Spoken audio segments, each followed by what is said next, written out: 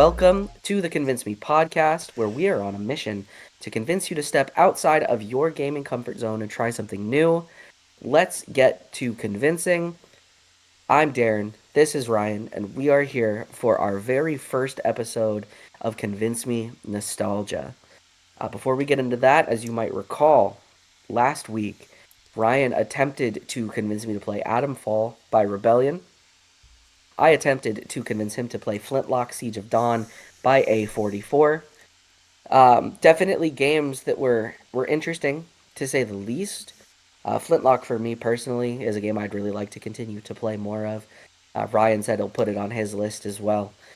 For those astute YouTube watchers, you might notice that we look strangely similar, and that is because my voice still sounds garbage, and we're recording these back to back because somebody is going on a vacation and won't have any of his recording stuff. So we got to do double duty this week. Woo! Which, man, let me tell you, if I've never before felt like speeding up the process does such a disservice than me playing my game for this week. For those who remember, my game for this week is the ill-named Infinite Undiscovery by Triace and Square Enix. Ryan's game is Armageddon, or is Worms Armageddon, I'm sorry, by Team 17. Infinite Undiscovery is known to be, by those who know me well, one of my favorite games growing up. I probably had, before I kind of tackled games the way that I do now, When back you in had my time. well, not even back in my heavy usage of strategy guide days, I still managed to put something like 80 hours into Infinite Undiscovery. That game held me captive for a long, long time, and I truly wish that this hadn't been an expedited week so I could have played more of it. But we'll see. We'll see real soon if these games from our childhood held up, and if they are worth you and your hard-earned money. Before we get there, however, we are going to be doing our gaming trivia segment, and we are going to see. Because last time we did this, Darren knocked it out of the park. The last time we did this, it was what are the 5 highest selling games? Not series Not games. series. Yeah, titles. And Darren got 5 out of 5. But now I have some more trivia, and we are going to see how he does. And you at home, feel free to play along as well. With that said, let's begin our gaming trivia. Question number 1. Darren, what year was PlayStation 1 released? 1998. Ooh, you finally got one wrong. It was 95. Was it that early? That's crazy to me. 95, because the PS2 came out in Wow. 2001. It was a 6-year cycle. I guess that is where they started their 10-year cycle. Wow, 95. 6 I didn't year. realize. So it came out before the Nintendo 64, I think, which yeah, because I think the was 64 was I believe that 96. was I believe it was September of 96. I think so. But that is Yeah. question number 1. This one's a gimme for you. For audience members, Darren, let's give them a second to think. Okay, because I know you're going to know this one. How many Pokemon does Gen 1 have? Just give them a second to think. Give them a second. All right, how many? 151.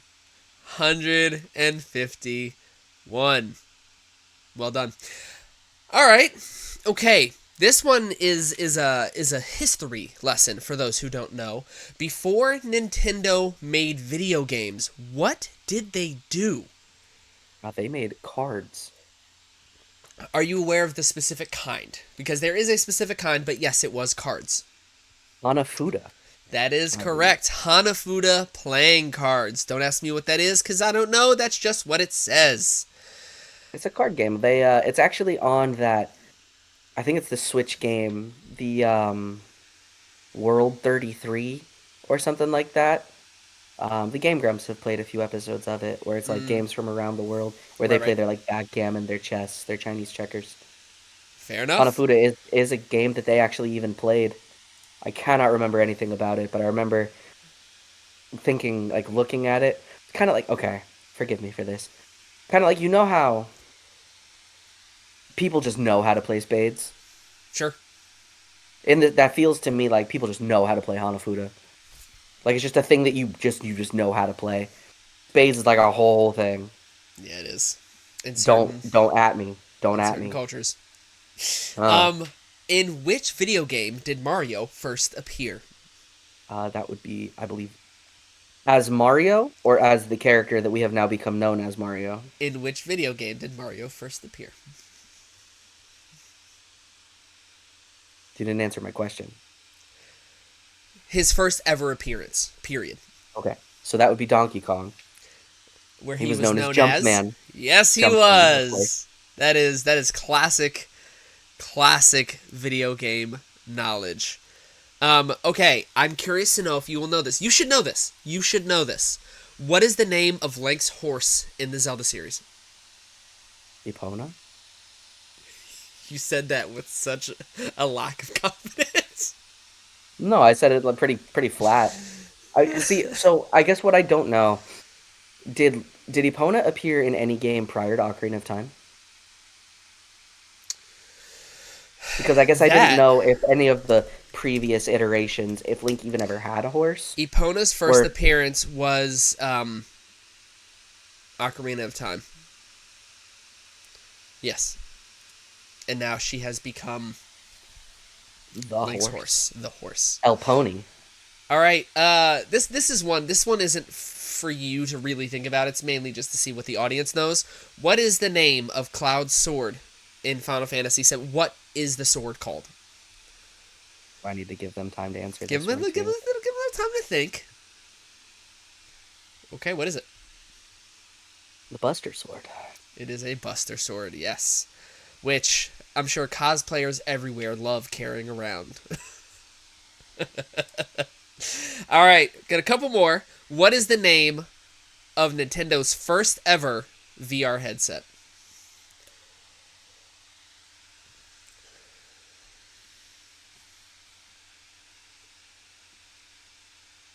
Your headset. You know, I'm gonna be honest. I don't think I ever knew they made one. You know what it is. The hint I'll Do give I? you is it was the headset that everything was red and black when you looked into it, and Oh desecrated your God, eyes. that was Desecrated. Nintendo. Oh yeah. Is that the Virtual Boy? Yeah, you did it. Oh my You God, did it. that was horrible. Oh, this one will be tough. This one will be tough. How many playable characters were there in the original Smash Brothers? The 64 Smash Brothers. How many playable characters were there?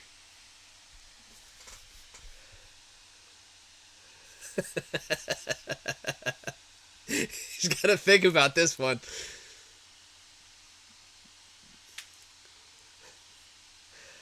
For those audio only listeners, he is counting on his fingers and I'm assuming saying the names in his head. We will see. Uh-huh. We will see if he can get it.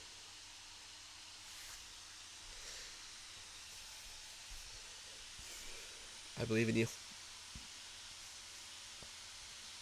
I wish I had a better order to do this in, but I don't. Like I can see there's only two rows.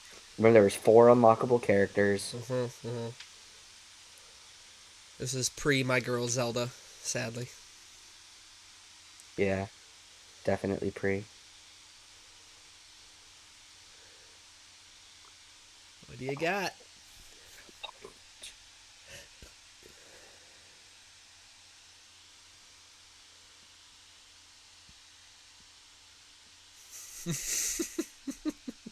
Is it 14? You were very, very, very close. It was 12. 12. 12. I Two gaslit more. myself into thinking it wasn't 6 on 6. two more. What is the name of the wearable computer in Fallout? Hit boy. It is a Pip Boy. All right, this one I don't know if you'll know this. This will be interesting. Which came first? Chicken. Silent Hill or Resident Evil? I believe it was Silent Hill. It was Resident Evil. Resident I had Evil no came idea. first. You had a 50-50 I had shot. absolutely no idea. Yep, sure did. But Wait, I that has. approach it with confidence because I have no idea. I wonder if your fiance would know this one. I just saw another question. I was like, I don't know this. What's the name of Huh. the crystal that appears over the Sims' heads in The Sims? Uh, It has a name. uh, It's called a plumb bob. They walk around with plumb bobs over their head. Who would have guessed? what in the Little Mermaid Rick and Morty nightmare Okay, type dude. of name is a Have plumb you heard bob? Simlish? Have you listened to Yeah, Simlish? Did you know absolutely. that Katy Perry Yes, recorded I did. some Yes, I of her did. songs in Yes, I Simlish did. in a There was like a studio? whole there was like a whole Sims celebration, and like it was a thing, and she's not the only one. There were a lot of artists who did that. Yeah, there I was are. appalled. I was appalled. I but I won't hate something just because I don't understand it. I will hate it because I fear it. But that is it for our trivia section. How did you do at home? Did you do well? Did you know all of them? Did you know it was called a plumb bob? Ugh, I didn't. that's that's SpongeBob's forgotten about cousin. Plumb bob fruit pants. He don't sit right with certain side of the family. All right. Okay. So then, I'm so excited. oh, okay. I'm gonna get cozy here for a second. Take me back, please. Okay. Hold on. Let me set my tea down so Set the scene. I don't spill it. Okay.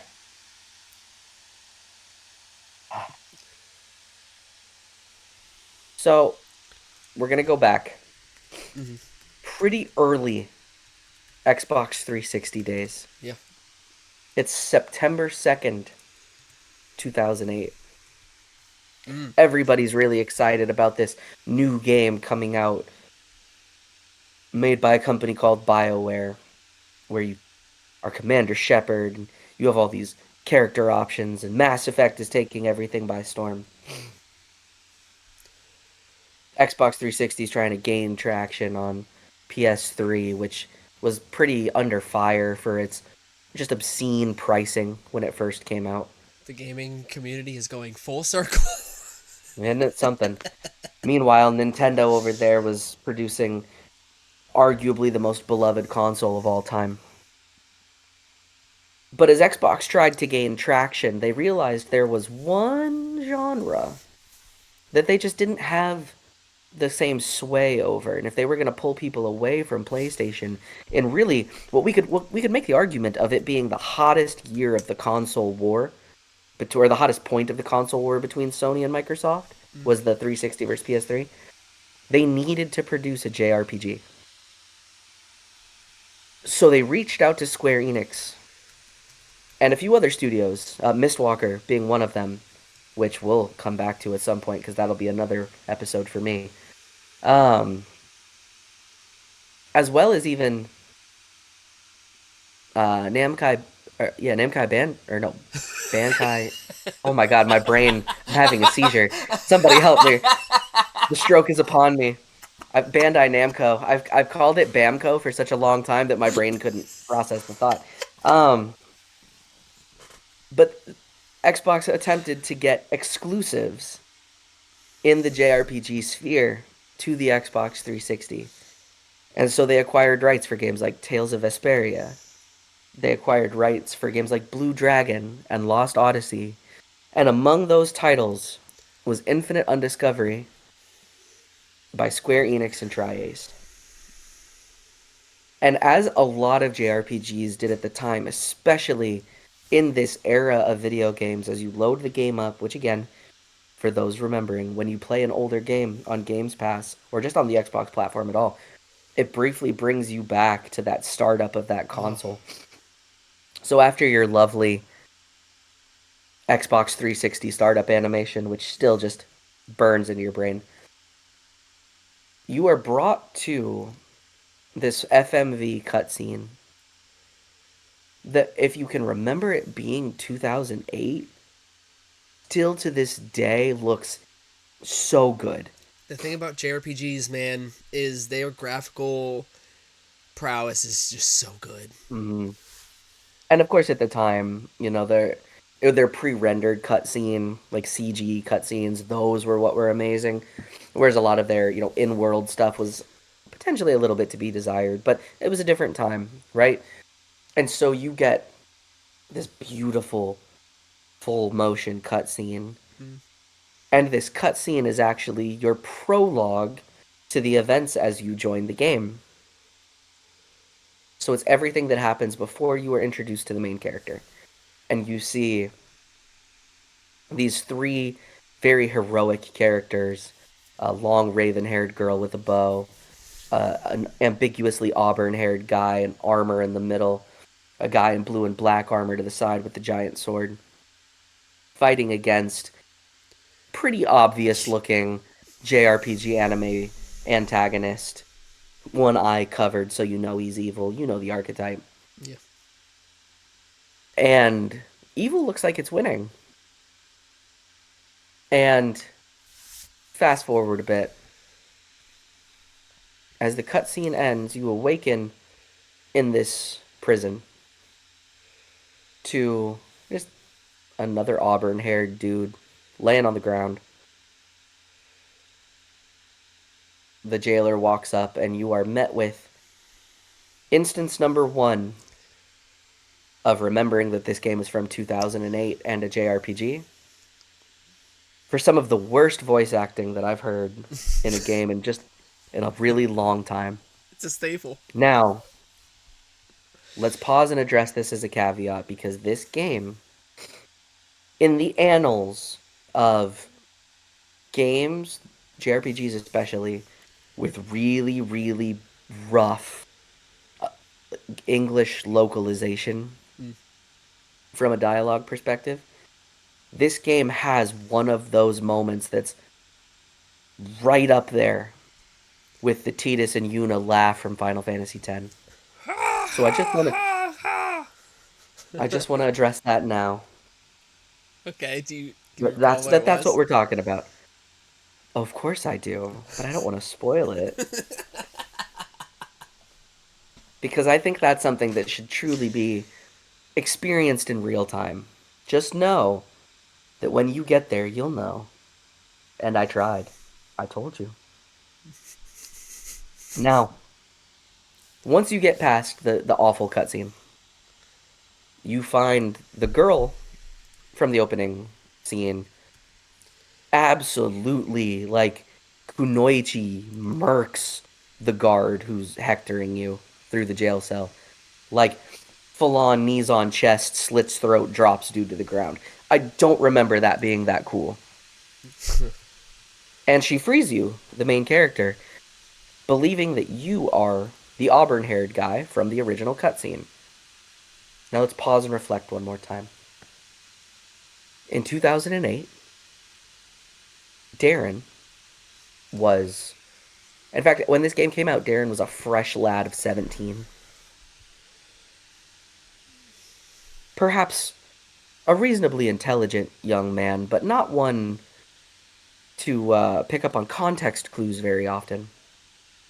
And so maybe I never wrapped my head around the question, why in the hell would this chick, her name is Aya, think that this guy is who's laying in a jail cell is the person that she thinks he is, when their clothes are completely different and the clothes never change the whole game. But that's neither here nor there. So she saves you, and then you get your basic tutorials, your combat, how you can progress through this opening dungeon area. The combat. So for those who've played older Star Ocean games, specifically Till the End of Time on the PlayStation 2 and The Last Hope, which was on the 360, and eventually the Worldwide Edition came out on the PS3 as well. The combat system is A is your attack button, and then B is the finisher to your combo. So you can do A B, or AAAB. Each one of those finishers does something different. So if you do AB, you do something called crescendo spike. The main character's name is Capel. Everything he does is musical. That's just his reference. Crescendo spike launches the enemy up into the air. The game has a built-in system where if you do air juggles, you gain bonus experience for defeating that enemy. AAB does something called diminuendo dive, where you drive the enemy into the ground and then you can continue to attack the enemy on the ground. That grants you bonus money. And then AAAB finishes the combo with something called Dancing Rhapsody. And Dancing Rhapsody is simply just a multi-hit combo. But let's talk about, for a second, what this game meant to 17-year-old Darren. Once upon a time, ladies and gentlemen, one of the features that Facebook allowed you to do was to set your own URL domain. So www.facebook.com/blank. And you could set what came after it.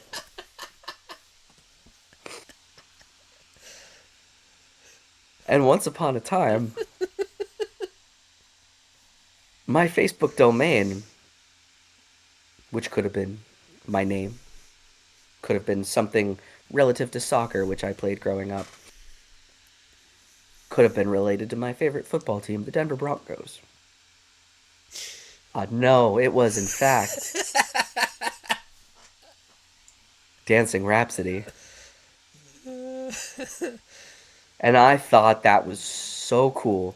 For whatever reason, the name of that attack has stayed with me almost 20 years later, And remembering what that was. the thing to remember is that it's a JRPG, so naturally he has to shout the name of his attack. Every single time you do anything in that game, every character yells it. Without fail, every single time your attack is yelled and named. Because obviously, if you don't scream it, it's not powerful. And then eventually, as you level up, you unlock other abilities, which is a press and hold of either A for the light version or B for the stronger version. And you can set your A or B skill, which you can weave into your combo. So A, B hold, and then you do an ability after Dancing Rhapsody. So it actually, for not being a character action game per se, still gives a ton of variability for the way that you approach combos. And in fact, there's both a guard and a parry mechanic.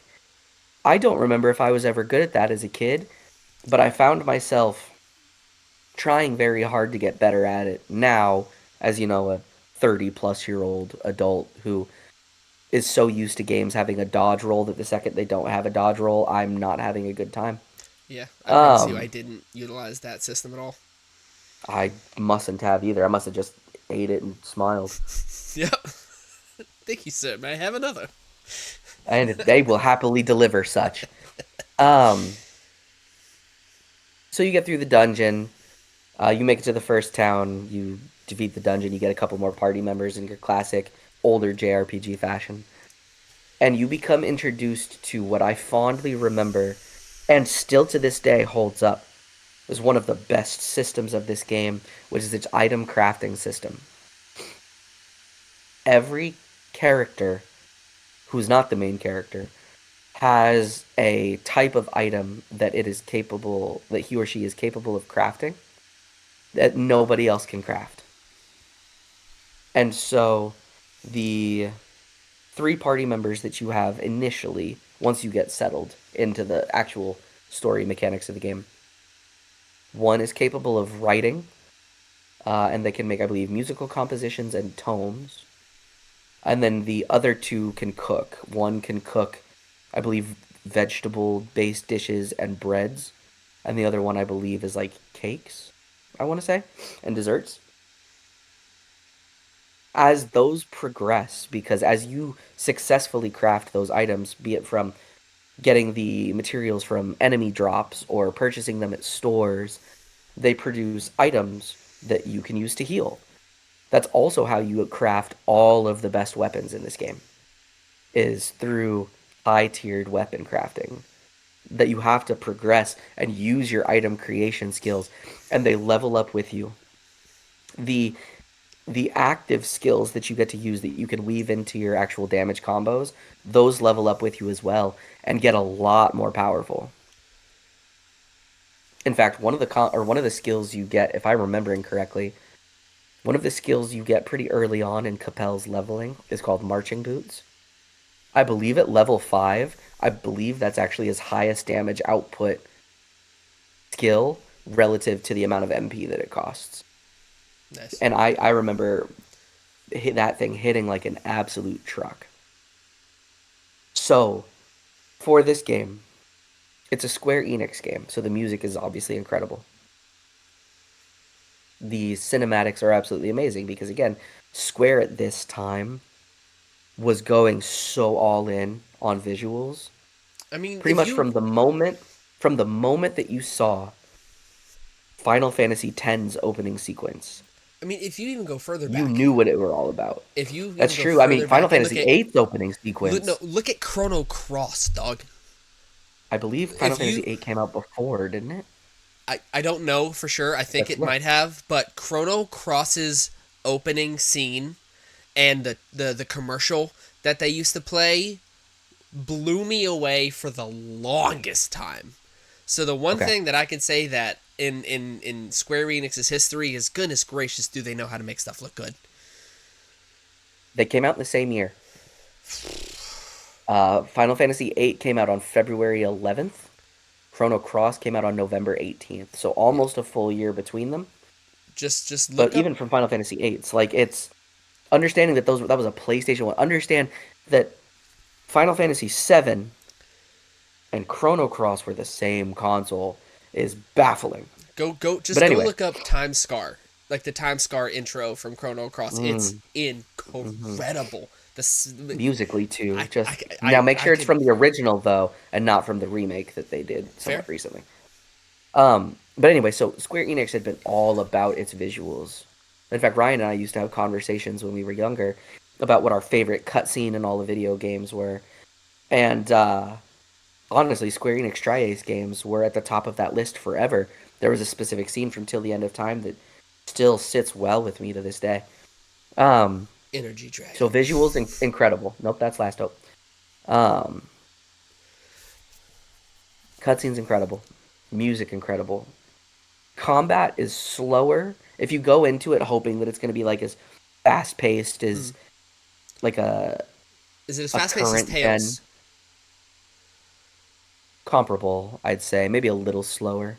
But the Okay. difference is it doesn't like it's just battles just happen, Right. Right. right? So sometimes enemies will get a drop on you, but it's not a separate battle animation.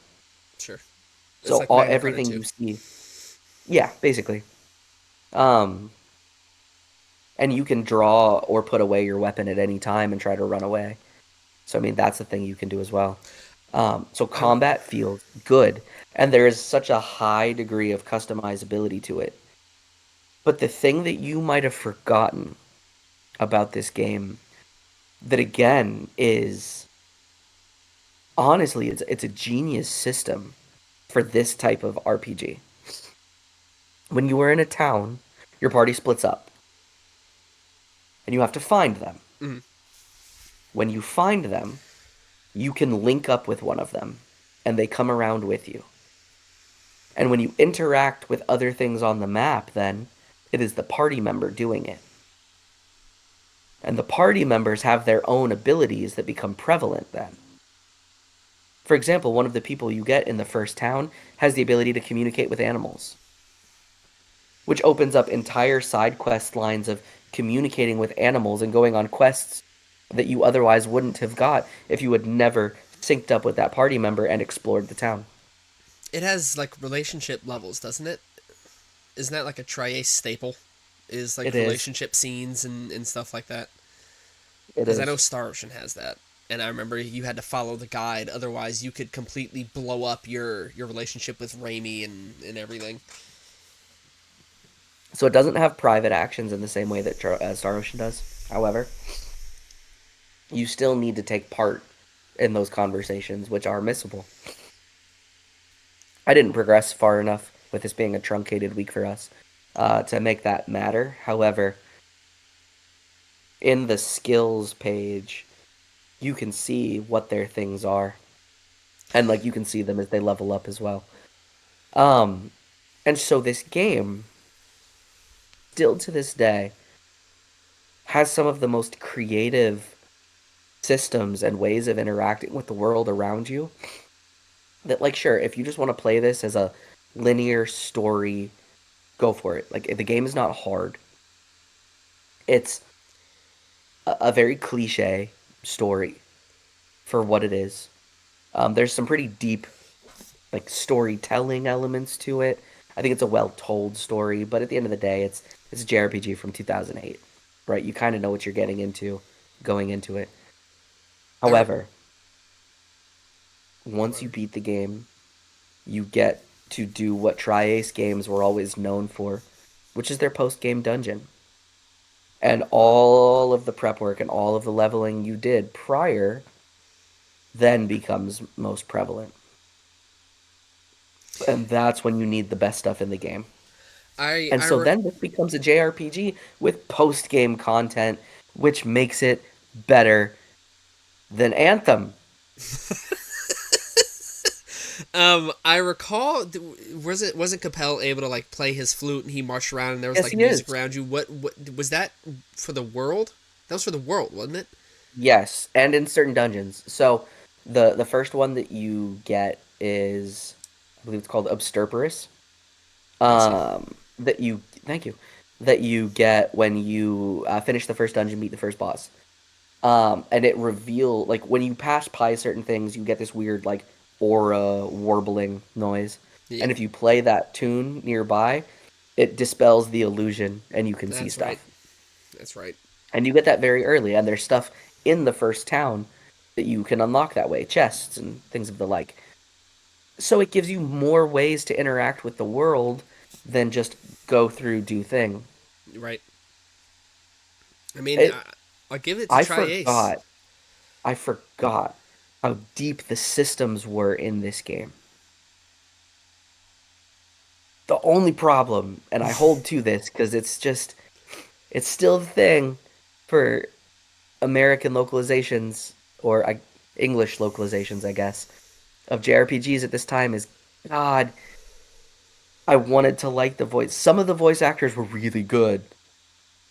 The main character, man, Capel's voice acting is just There, it's not my tea and biscuits. You know there's what I still mean? bleed over from that era of JRPGs that still makes me turn Japanese voice acting on. I Yeah. still to this day, but unless it's like an Atlas game, and even when I played Persona 5, I turn it to Japanese just because Yeah. I just got used to it. Now, voice acting is in a much different place, much better Yeah. place. We have the Matt Mercers, the Troy Bakers, the Liam O'Briens. Like Laura we Bailey's. Yeah. have the voice actors. Yeah. And so I'm more likely to play in English now, but there's still a part of me that's in the back of my head that's like, no, no, no, no, Japanese. So In there's fact, the last game I remember playing in Japanese on purpose was Ghost of Tsushima, and that's because if I'm gonna play as a feudal Japan samurai, why would I not want it to be the voice of Roronoa Zoro from one of my favorite anime of all time? um, I'm watching in English because I'm doing stuff while the episode is on. I'm on Oh yeah, episode 370 something, so I'm making progress. yeah. I'm making progress. I'm You'll gonna catch get up there. by the end. I'm gonna get there. But anyway, I mean, yeah, I mean, I played Metaphor in English as well. The Is it question worth? becomes, is it worth money? Yeah. Um, yes. Let's see what. Okay, And so I will even go one step further. I believe this game right now is sitting at $15. I believe it's 14.99. here's why this game is a little different, because there are certain games that you'd have to get a whole console for. But Xbox, the one thing I will give Microsoft, even though they don't really have their exclusives or anything like that, what they do have is the ability to go back through almost the entire Xbox lineage and That play most things that have come out on Xbox. So if this, it's an this game is Xbox game, you pretty much go buy it and then just play it on your Series X, which is this so game is nice. $20. Right. It's a $20 game that still has creative systems. Understand, it's old, right? The game is Yeah. 17 years old, almost exactly. Um, but it is so good and it holds up so well.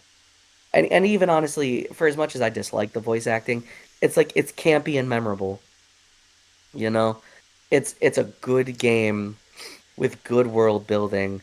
And even if we took the story out of it completely at its crux, it's got a good item creation mechanic. It's got good progression mechanics. And the combat is fun. That's all And you to me, need. that's all that I care about. That's all you need. It. I do recall it having a lot of tropes, So many tropes. but like every JRPG from that era, I don't want to say every, but like a lot of JRPGs in that era, they had tropes. Like JRPGs Yeah, to this day have tropes. yeah, Metaphor had tropes, right? Like yeah, they're staples, and you just it's JRPGs are a genre where you're gonna either take it or leave it, man. Like you're gonna get what yeah. you're gonna get. And But yes, no, and I'm the at fact is, it's still fun. that, and that's what matters to me. There's definitely I feel like there's stigma to JRPGs in gaming journalism, where like I look at JRPGs on OpenCritic and Metacritic, and I boost their score by like 10 more than what they were given, just because I feel like historically from what I've seen, a lot of JRPGs that have been reviewed are, I don't want to say they don't understand, but like they're JRPGs just don't review as well for whatever reason, unless it's an Atlas JRPG. But like your average JRPG isn't going to be sitting that high, and so when you get like your Xenoblades and your Personas and all these games that are like really well reviewed, you gotta go, man, this game must be very, very good for a JRPG fan. So yeah, I feel like there's definitely a stigma there. But no, I'm convinced. I'm gonna be a sucker for any JRPG. Well, and let's let's even take it one step further in the current, I guess the current zeitgeist of where video games are, right?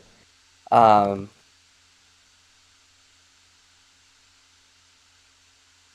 Games now cost or are starting to cost somewhere between, 70 and potentially $100. Yeah. And they deliver, we'll call it modern amenities, right? So modern visuals, modern sound, modern Mm-hmm. control Mm-hmm. on a modern console. Yep. I really hope that the way that things are going right now starts to inspire people to go back and play some older games. Because okay, hypothetically, if I have never played Breath of the Wild Mm. and I am an adult, so I don't have somebody who can just like get me things for Yeah. presents anymore, and I have to spend my own money. I I'm gonna spend $450 on a Switch 2, or I'm gonna spend $300 on a Switch, and then I'm gonna spend another 70 to $90, depending on which console I buy to get Breath of the Wild. So I'm spending somewhere between $400 and $550 to play Breath of the Wild. Mm-hmm. but I've also played video games for a long time, and I have an Xbox One X that has Games Pass on it Or the entire Xbox lineage. and the entire Xbox lineage, right? Simply by access to the Xbox store. So I take a console I already have and I can pay $20. Now, pause. In no way am I saying this game belongs in the same conversation as Breath of the Wild. I'm simply No. using it as an example. Yeah. Um, there's games that you can get for less money and still have a really good time And and JRPGs, enjoy them. they last. Yeah, they do. And Um, this absolutely is one of them. yeah. And then not only do you have like post game content and everything, you had achievements on top of that that you Yeah. can then further try and Yeah. unlock. So yeah, I think the Xbox lineage has a great place because a lot of people do have an Xbox. Xbox is easily accessible, and you have access. If you get the newest Xbox, you have access to. I think it's like in the 90%. I think it might be in the 90s, maybe 80s, of how many Xbox games are accessible and installable on the newest Xbox. So I think that's fair. I think that's fair. $20 isn't that bad. You can get Lost Odyssey for that much. Lost Odyssey might be a little bit more. I don't know for sure, but yeah, you have Blue Dragon. There's a ton of JRPGs on the Xbox. Is it the JRPG destination? No, but you know, But what it are you gonna do? had, I mean, for a long time, it had my favorite Tales game on it. Like Tales of Vesperia was my favorite Tales game. And you Sure. could only play it on an Xbox because it had exclusivity for a long time. Yeah. If you want good JRPG content, tropey, but just kind of comfort food, definitely Tales series. Um, Yeah. but I am now going to take you back even further, back in time. And before I talk about my game, I looked it up, and I just want to talk about the first 3 months of 1999. Back when it was PS1, 64, Dreamcast, PSP, and Game Boy Color. I just want to. PSP. PSP. I'm kidding. Um, PSP was something. Um, but no, I want to take you back to the PS1, 64, Dreamcast days. Because in the first 3 months of 1999, imagine you're sitting there, you have your Game Informer magazine of all the games to look forward to. It's the January issue. You probably got a couple of reviews in there of some exciting games. January 21st, Smash Bros. Off rip. January 31st, Silent Hill. January 31st, SimCity 3000. February 1st, WCW Nitro. February 8th, Mario Party. February 11th, Final Fantasy VIII. February 12th, Alpha Centauri. February 13th, Power Stone. Wow. March, Need for Speed High Stakes. King of Fighters Wow. 98. EverQuest. Like, this is the first 3 months. Pokemon Snap, March 21st. Roller Coaster Tycoon, March 22nd. That's the first 3 months. That's crazy. And now the game I want to talk about is none of those things. It is Worms Armageddon. And I want to set the scene for people who've known me as a child. This, going back, I discovered Worms Armageddon, the demo. I think my brothers had gotten it from a friend and they brought it and we put it in the PlayStation and we're like, oh my gosh, this game is amazing. Worms Armageddon is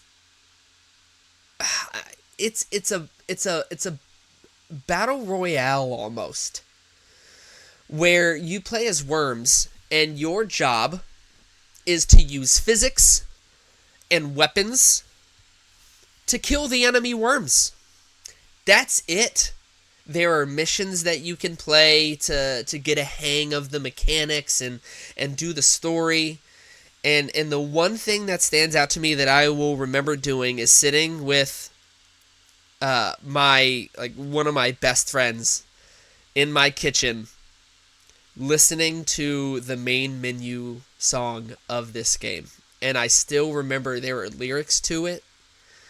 And it is genuinely one of my favorite melodies of any video game music. Like, low key, straight up. And I will never forget it as long as I live. But you're sitting there and this music is playing, and this was pure video gameage. It was you turned on the PlayStation and you saw the PlayStation wow, and like the original PlayStation sound, and it showed the Team 17 logo, and then it just hops in and it's just menu, quick match, options, main story, custom game. Like it's literally just like, hey, here's the game, go. And so the one thing that I will always remember with this game, there's so many, but I remember going in and editing your team, because you can make teams. And every time we would go back to this game, I put in my friend, I put in Avi, I put in like a brother of mine, maybe another friend. It was 4 members on the team, or 5, 4 or 5, and one of the worms would always be my girlfriend at the time. Always.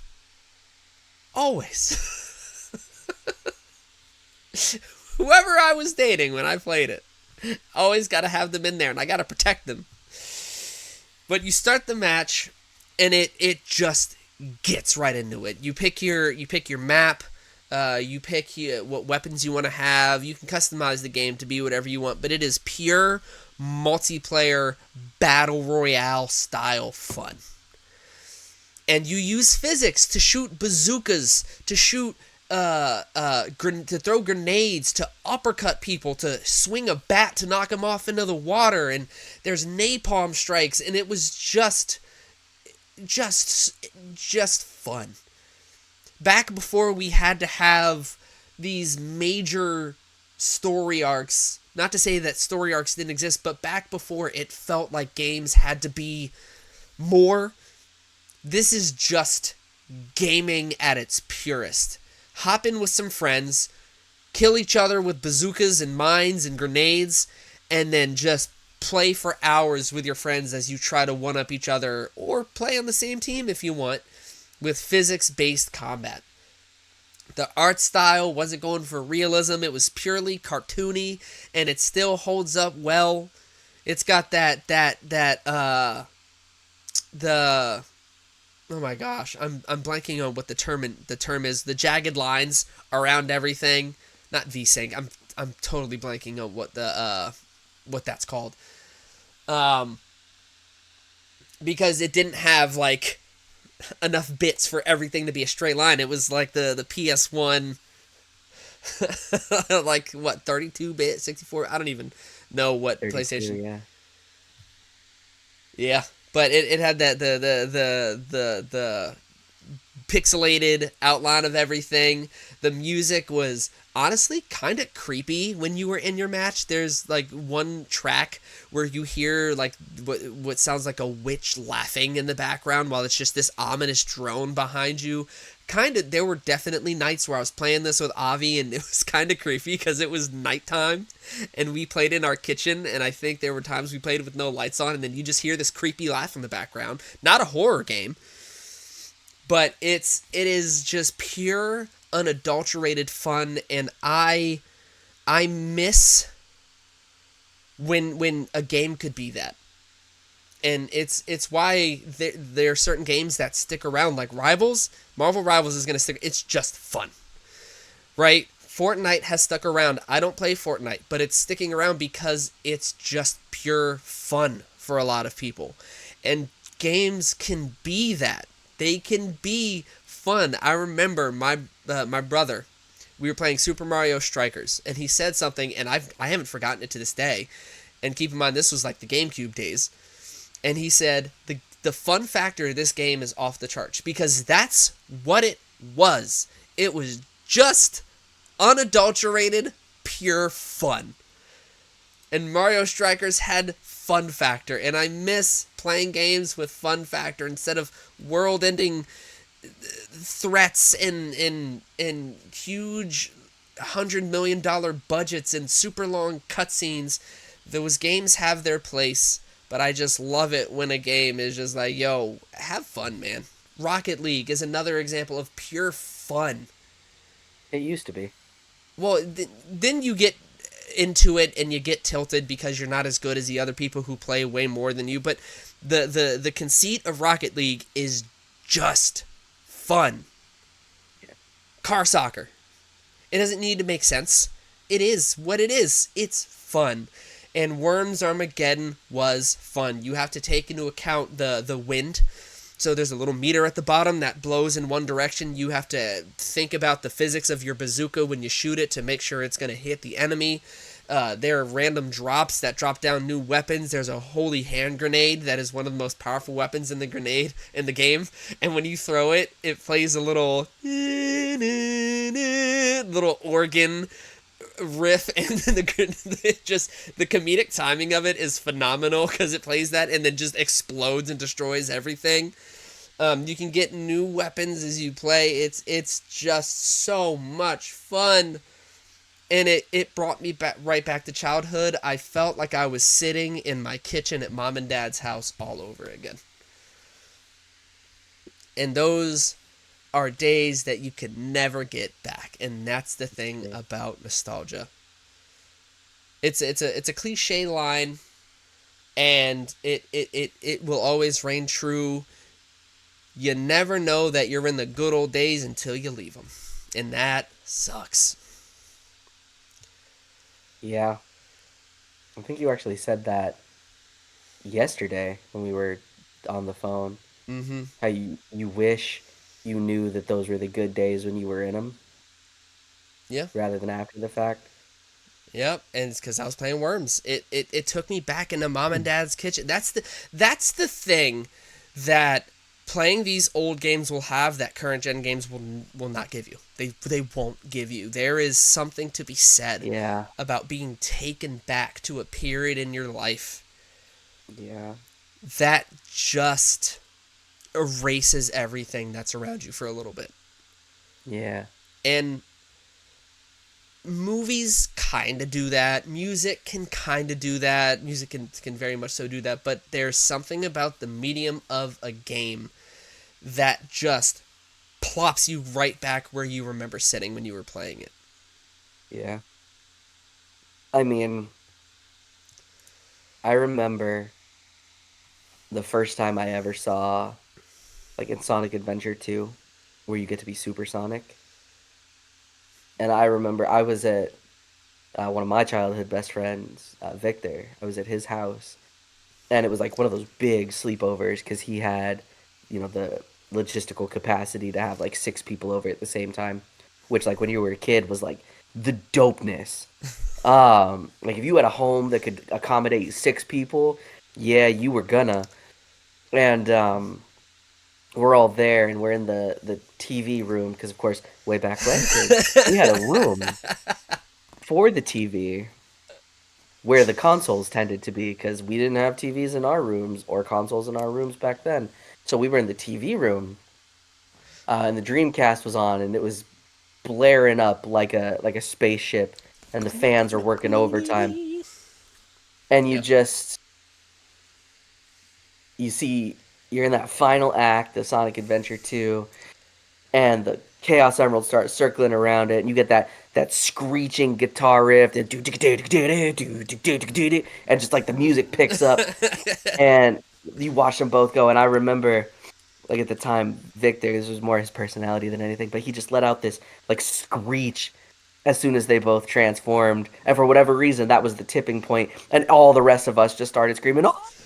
when it happened, because it was that was the moment, right? But those those times stay with you, Yeah. and it's because games were fun. Like, I remember how many late nights I spent as a kid with friends playing things like Twisted Metal or And you, Smash, of course, has one of those. But like even oh Wii gosh, Sports, yeah. we used to be up until 3 or 4 in the morning playing Wii Sports. And what's crazy is that that even works with single player games. Like you would Yeah, have friends over and you just be playing. Like you could watch your friend play I watched my brother play Ocarina of Time beginning to end, and it was enjoyable. It was fun, which is why yeah, Let's Plays our thing, because there's something about watching somebody else play a game and figure it out and figuring it out with them and everything. But right. I remember I remember those moments. I remember my birthday party where we went bowling and laser tag. Those were my favorite birthday parties.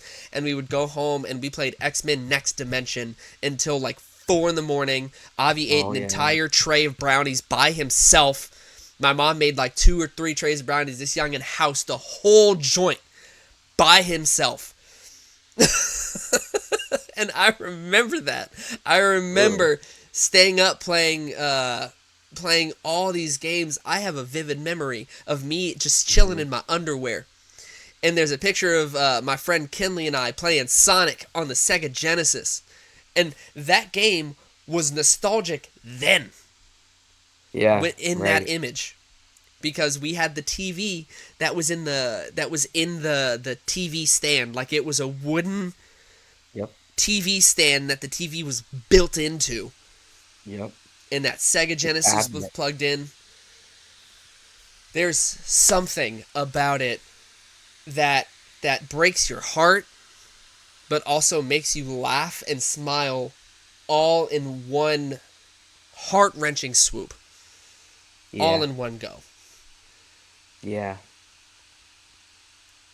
yeah. And you just can't get it back. Like you can make new memories that you'll be able to reflect on later, but there's something about like not having the responsibilities of being an adult, not Yep. having rent, mortgage, debt. Not you just are sitting in your living room playing, excited for a snow day, and just being like, "Oh my gosh, that means that I can just sit and go either be with friends outside or just play a game all day." And that's my job. That's my duty, is do whatever. And then you get old enough to you have to shovel the freaking deck and the hill that you live on and all the other stuff. But once that's done, you don't care anymore. True.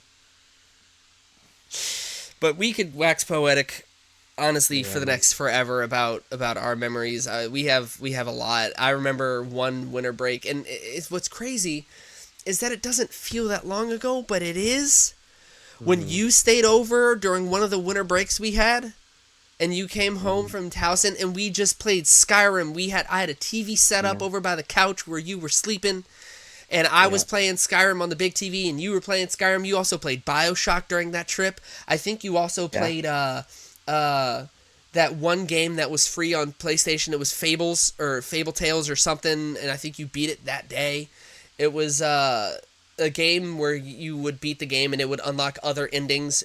You could replay the game again. I yeah, can't remember what it was called. It was one of the PlayStation Plus games, but I remember that so vividly, of us yeah. just sitting and playing. And I won't forget that. I don't care how old I am. I'm not gonna hmm forget it. Man, listen, our retirement centers when we get older about to be lit. Bro, I'm telling you, my Switch will be there, and I will be bodying some of these people. I'll be Listen, throwing down. my hands just riddled with arthritis, but you know my ankles. I'm gonna get those accessibility controllers where I can just be like getting after it, man, from the years of manual labor. But with that said, I hope you guys don't mind the heart wrenchingness of nostalgia and what it can bring, because it is a comfort thing as well. It really is. It Um, is. but with that said, that is our episode. Next time we meet, I am very excited for this game that I'm doing. It's called Blueprints by Dogubomb. And as far as I'm aware, it is their only game, but they are also an indie film studio. So feel free to check them out if you haven't yet. What game are you playing? Blueprints. There you go.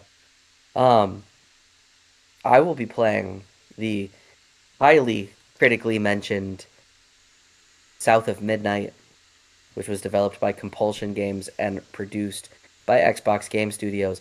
Compulsion Games, known of course for Contrast and We Happy Few.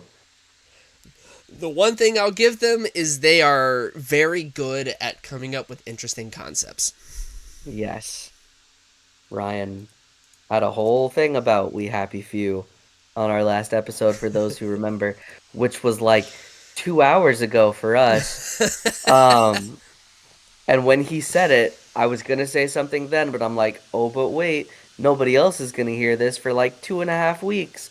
So I'll hold my thought until then. But man, we'll see if South of Midnight can make Ryan a little happier than We Happy Few did. You sad few. But with that said, thank you for listening and for your time as always. Please follow us on our social media. Convince Me Gaming, Convince Me Media should bring us up pretty much everywhere. Follow us, leave us suggestions, feedback. We respond.